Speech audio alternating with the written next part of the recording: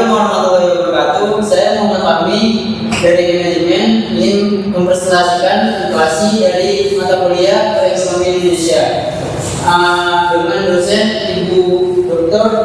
Juningsi.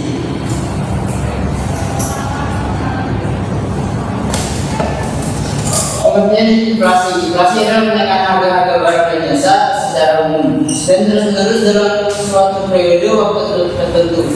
Jika harga barang dan jasa naik, tetapi hanya satu atau dua saja, maka itu bukan inflasi. Selanjutnya penyebab inflasi, yang pertama ada demand pull inflation atau tarikan permintaan, terjadi saat permintaan barang dan jasa meningkat, tetapi pasokannya terbatas. Contohnya menjelang Lebaran atau Natal, permintaan terhadap barang pokok seperti daging, kue kering, dan pakaian meningkat tajam. Yang kedua ada cost inflation atau desakan biaya, terjadi karena kenaikan biaya produksi secara harga bahan baku atau upah tenaga kerja.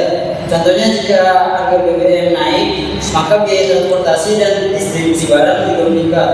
Yang ketiga inflasi campuran, yaitu gabungan dari tarikan permintaan dan desakan biaya. Contohnya setelah pandemi COVID-19 terjadi peningkatan permintaan masyarakat karena ekonomi mulai pulih atau demand pull, namun saat yang sama biaya produksi masih tinggi karena pasokan bahan baku terganggu atau cost push. Yang keempat ada inflasi karena ekspektasi, terjadi karena pelaku ekonomi memperkirakan harga akan naik sehingga menaikkan harga lebih awal. Contohnya, jika masyarakat memperkirakan bahwa harga bahan pokok akan naik setelah pemerintah mengumumkan rencana kenaikan harga, maka pedagang menaikkan harga lebih dulu.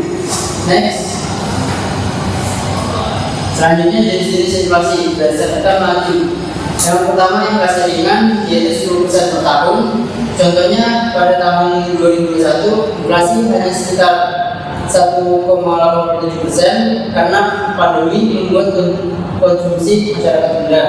Yang kedua, inflasi sedang 10-30%. Contohnya pada tahun 2005 inflasi mencapai sekitar 17,1% setelah pemerintah menaikkan harga BBM secara drastis.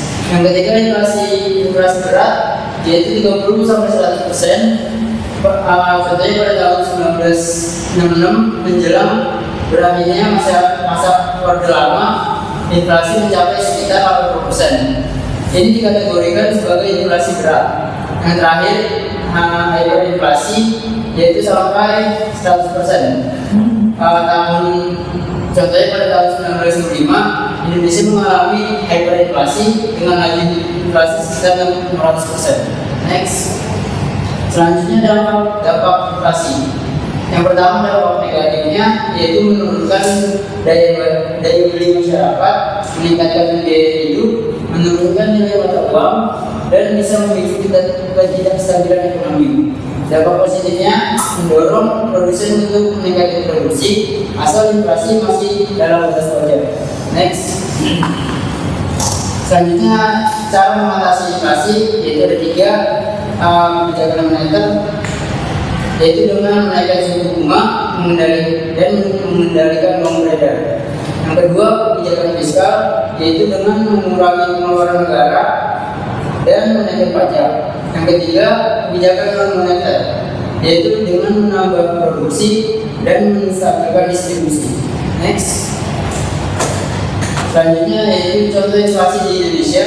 Misalnya saat menjelang Lebaran, harga bahan pokok seperti daging dan cabai sering naik karena permintaan yang tinggi. Pemerintah biasanya melakukan operasi pasar atau impor untuk menstabilkan harga. Next. Simpulannya yaitu inflasi adalah suatu keadaan di mana terjadi kenaikan harga barang dan jasa secara umum dan terus-menerus dalam suatu periode waktu. Inflasi mengurangi daya beli masyarakat karena nilai uang menurun. Penyebabnya inflasi antara lain karena meningkatnya permintaan atau demand pull inflation, yang kedua meningkatnya biaya produksi atau cost pull inflation, yang terakhir ekspektasi inflasi. Jadi intinya inflasi adalah bagian dari dinamika ekonomi yang harus dijaga dalam batas wajar agar tidak mengganggu kestabilan ekonomi nasional. Next. Sekian